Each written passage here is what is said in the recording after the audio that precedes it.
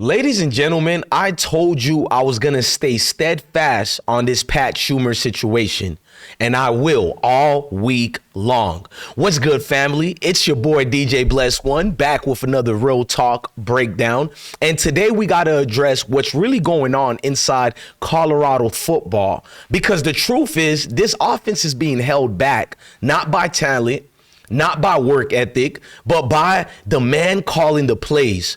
Offensive Coordinator Pat Shurmur. Now, news just broke about Shurmur sending little shots at, you know who, because he's sending little disses aimed at Kaidon Slaughter and Julian Juju Lewis, questioning their work ethics in practice, while somehow favoring the third string quarterback, Ryan Staub, who I personally like, and I think he should be the starter. And don't get me wrong, Staubs is a great talent. He has talent. He's solid. He's young. He's hungry. I'm proud he's Colorado's football quarterback. But let's not pretend this ain't bigger than the quarterback depth chart. This really is the guy they call Pat. Let's play that video before I play anything else. Let's listen to how he dissed Kaidon and Juju. We go along here. We're fighting. We're fighting our butt off to get victories, but we're also trying to develop the players. And we are hard on them in practice, right? We get after them. You have to practice football, and these young people have to practice football.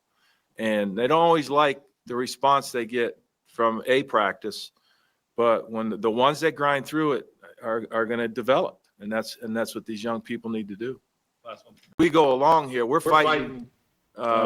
So we basically know when it comes to Pat Shurmur who he was favoring and who doesn't practice and who doesn't receive it very well. It's only three main quarterbacks. So who is he talking about, right? And we know it's not Ryan Staubs, because we all like Ryan Staubs. And the media already picked up on Pat's telling the world that he trusts Ryan Staub. He didn't really say this about Kaidon or Juju. But pay attention. And I appreciate, Staub and I have become very close, and I appreciate him because of the way he plays the position. Quarterbacks are very cerebral. He found out just a day ago that he was going to get in the game. So he came into me and told me, I like this, and this, and call this here, bump up. And, he thinks like a quarterback. And I think he's going to be a good example for anybody that plays with him. And so for him to go up. This man even caters certain plays to get him right. Look, I like using precepts upon precepts, just like the scripture states. And the scripture says when you say something, you got to have receipts to match the sources. But I got tons of receipts on this video. What we're going to do is give me my damn theme song. I've been broke so many times, I don't know what to believe. Mama say it's my fault, I wear my heart on my sleeve. Niggas bless up on my.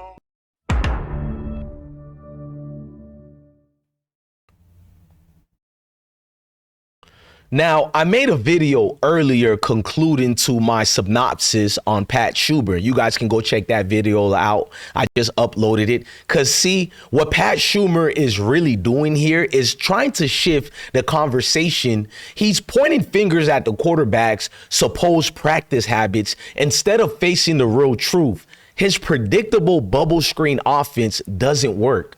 Period. We've seen it over and over again. The defenses know. Like, they know it already, bro. It's too damn predictable. The fans know it. And honestly, it's embarrassing that Colorado, with this much talent, it's still running a playbook, such a watered down playbook. Now, I want you guys to know who the man is. I want you guys to meet who he is. He's a guy that's always been scared to make a decision. Now, Deion is the main guy making this decision on who starts, but I guarantee you Deion is trying to make that decision based on who Pat Shurmur gives to him and gives him confidence about. But going back to the NFL days, Pat Shurmur has never been able to stand on business and make a solid decision. It goes back to his New York Giants days. This is always a unique day. You have to tell roughly 40 players that they're no longer on the team. So when I think about doing the cuts, we really feel good about the team we put together. But, you have guys like Mark Herzlich, who's helped us. He's never been a guy to make a sound decision when it comes to player and personnel. See, you got to understand, if you got Travis Hunter, Jimmy Horn Jr., you get what I'm saying? You got, look, I'm going to even give credit to guys like Dylan, you know what I'm saying, Edwards. I used to call him the coward, but we need to have prayers up for his career right now. I'll do a separate video on that. But even Dylan Edwards and a solid O-line, you don't need to be hiding behind bubble screens. But a year later, with better players who are somewhat similar to Travis and Jimmy Horn and Shedeur, and a better offensive line this year, I don't care what the haters say, you're still having a redundant and predictable bubble screen offense that he seems to be hiding behind. You don't need to open the playbook, attack the defense, and put fear in these Division I programs. Instead, Shurmur is playing it safe, pointing at quarterbacks and avoiding all accountabilities. That's not coaching. That's covering yourself. You guys hear what I'm trying to tell you? He's covering himself. This has always been the main issue with this guy. Look at the bad quarterback selection he did again at New York Giants days. How comfortable are you that Kyle's ready to play in an NFL game? If Very comfortable. Very comfortable. What made Alex the right guy? When even back in May when you signed him, there were other guys who were free agent veteran quarterbacks with more game experience. Well, he's the one we signed, and he's the one that we worked with, and he's the one we liked. That's what it is. How did you? How comfortable are you that He's very defensive. You've seen the reporters in the professional ranks. They ask him the hard-hitting questions. Why are you doing X, Y, and Z and not basically ready? That's what they're basically telling him. Why aren't you ready? And the NFL season is about to start, and he does that dumb schmuck Tom Brady laugh. You know, when you're avoiding all accountability or you're not trying to say the wrong thing, and you do the behavioral of the fakeness. We all know what that is, and we can't hide anymore from Pat's predictable offense and his predictable avoiding accountability. Now, let's keep it all the way real. If you're an offensive coordinator, a OC at a Power 5 program, your job is to evaluate talent and then elevate talent. Your job is to scheme up mismatches, not to blame young QBs for work ethics. It's always the work ethics. When the tape shows your system is stale, I've said it before and I'll say it again. If Pat Shurmur can't step up, he needs to step down. See, Kaidon Salter been getting attacked by a lot of people. I even criticize him, but I also was fair. I said it's not that Kaidon is trash. He has a predictable offense he has to run that's not catered to him.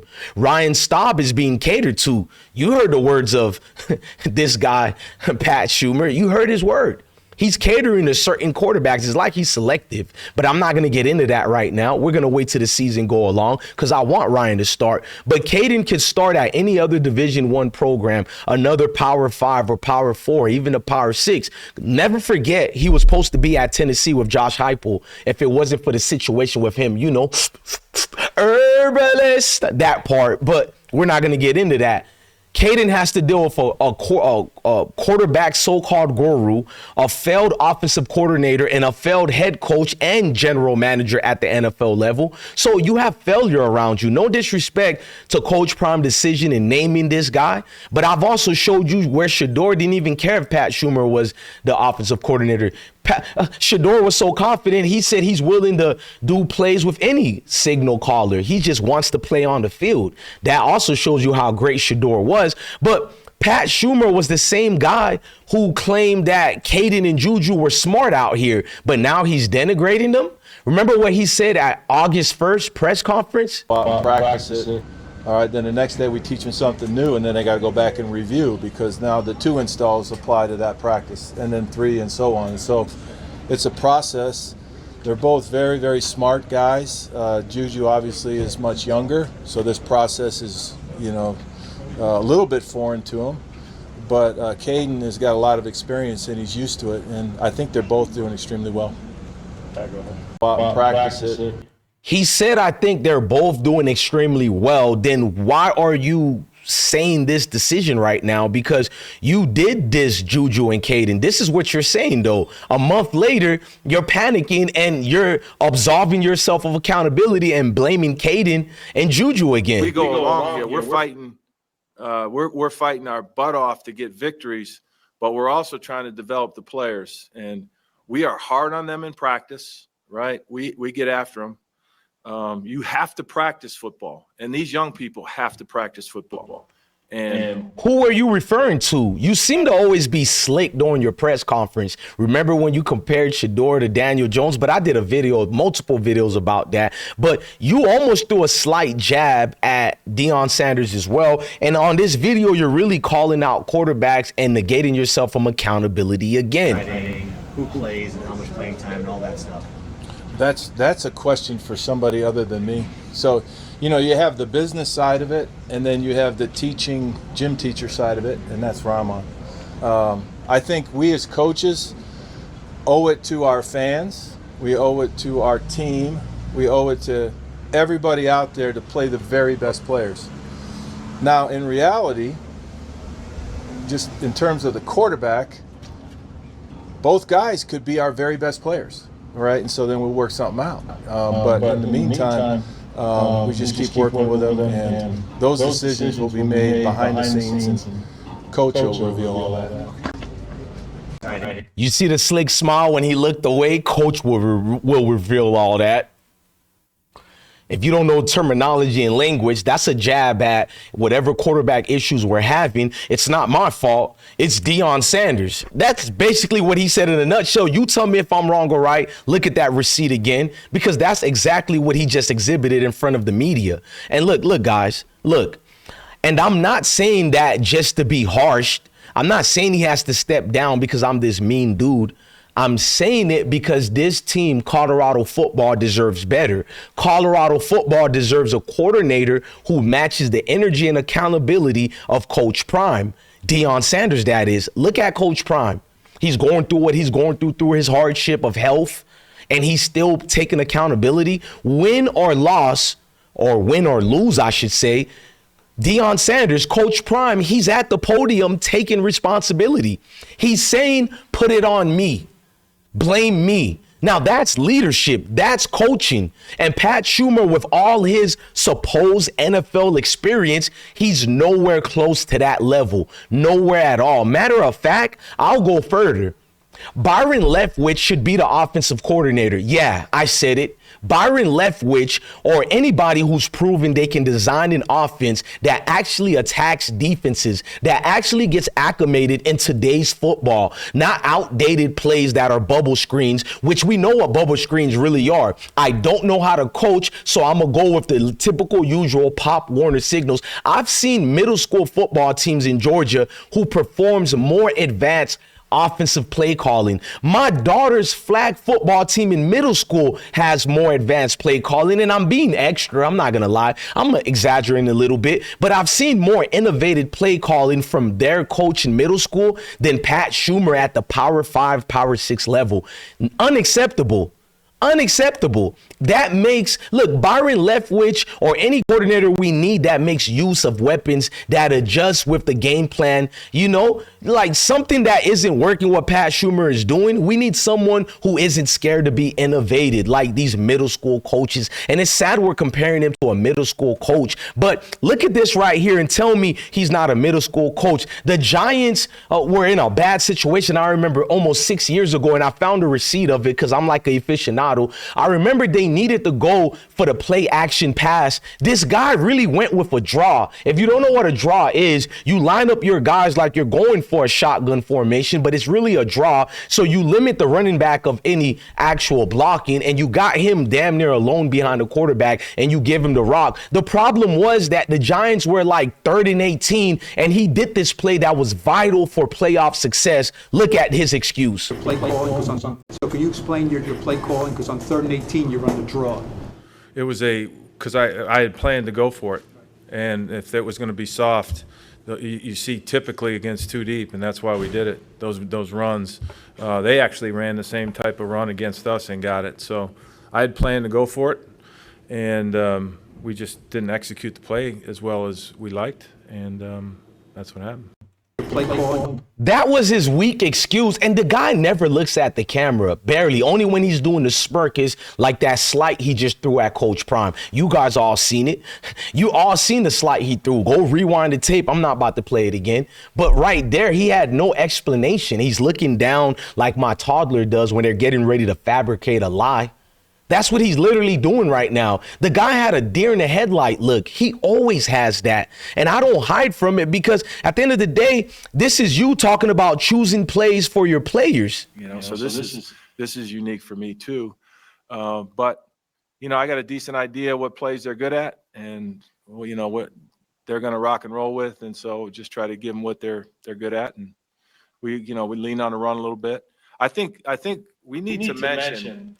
We don't need to hear what you need to mention. Do you really give all your quarterbacks the proper accountable plays that can help what they're better suited for?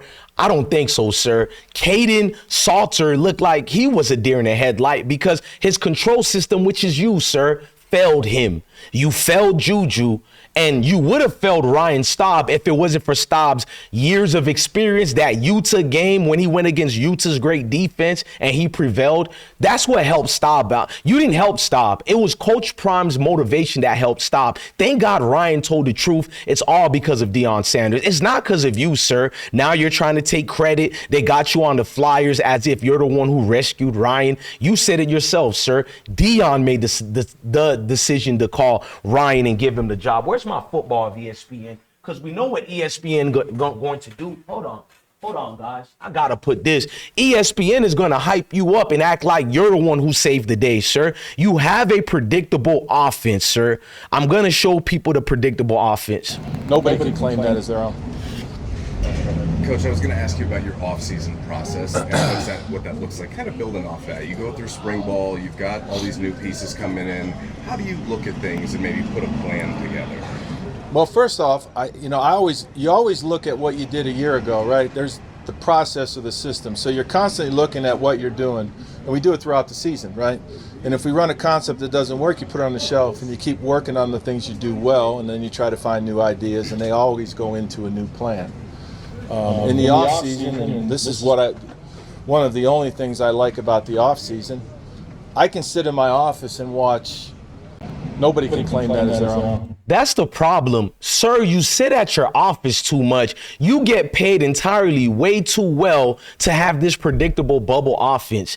Bubble screen offense. It should be called bubblegum offense because that's exactly what it is. Bubblegum at the highest degree, sir. And let's get more deeper in depth into this situation because I'm not done breaking you down. I told people this is going to be a long video because I don't want to be seen as a hater. You guys understand me? Listen to me. Because family, this ain't about hating Pat Shurmur as a person. I kind of like the guy off the field. I really do. Go learn about who he is off the field and you'll see why I like him off the field. But this is about results. This is about accountability. This is about making sure Colorado Buffaloes don't waste yet another season of the career of guys like Juju, guys like Kaidon, because it looks wasted already to be real, and guys like Ryan Staub. Although he had a great game against Delaware, we're in conference play now. And I feel like we're going to waste another year of elite recruits coming to Boulder because they're watching all this. They're seeing all this. Me personally, I still believe in every coach on Colorado's staff. I do. That's why I'm saying maybe we don't fire Coach Pat, but we can demote him to a different position because he clearly can't be capable of handling this position. I think he's a far better recruiter. Maybe he needs to go on the trail, hit the road, go to a couple of the high schools. I know Deion Sanders says he doesn't like watching the games. He likes seeing where these athletes come from, their background. And that is a smart way, but in today's football of NIL, I think it will better serve us if Pat Shurmur helps the recruiting out because this job is not for him. So listen to me, bro. Listen, if you are incapable of handling your duties, this is what I just believe in. If you are incapable of handling your duties at Colorado Boulder, then you need to be demoted, replaced, or moved aside, not cast aside, but moved aside for somebody who can deliver. That's not hate. That's the business of football. That's just football, guys. We did the same thing to Sean Lewis, and we got to see it was good getting rid of him because he was a snake. He was being hired for the job at San Diego State while still serving as one of the coaches at Colorado football. And I just got a text message from one of the football guys, and it said, Bless1, we have confirmed that this dude should be out of your way. You know what? I got you guys. I got you. Pat Shurmur should be out the way. So let's be clear. Pat Shurmur can't keep hiding behind Ryan Staub as his savior quarterback while throwing shade at Kaidon or Juju. That's not development. That's deflection. Bars. That's not development. That's deflection. You feel me? And the fan bases sees through it. If Colorado wants to be the powerhouse that Coach Prime is building it to be, then the entire staff has to be held to the same standards as Coach Prime himself.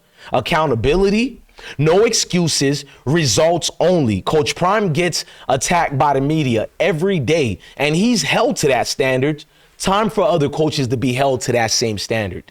Now, that's my take, family. Drop your thoughts in the comments. Should Pat Shurmur be replaced? Should Byron Leftwich be the next OC in Boulder? Or do y'all think Shurmur just needs time to get it right? Let's talk about it. This has been DJ Bless1. Thank y'all for choosing and rocking with me. And as always, stay blessed, stay focused, and keep it locked right here. Peace out, family. Time to keep it moving. I've been broke so many times.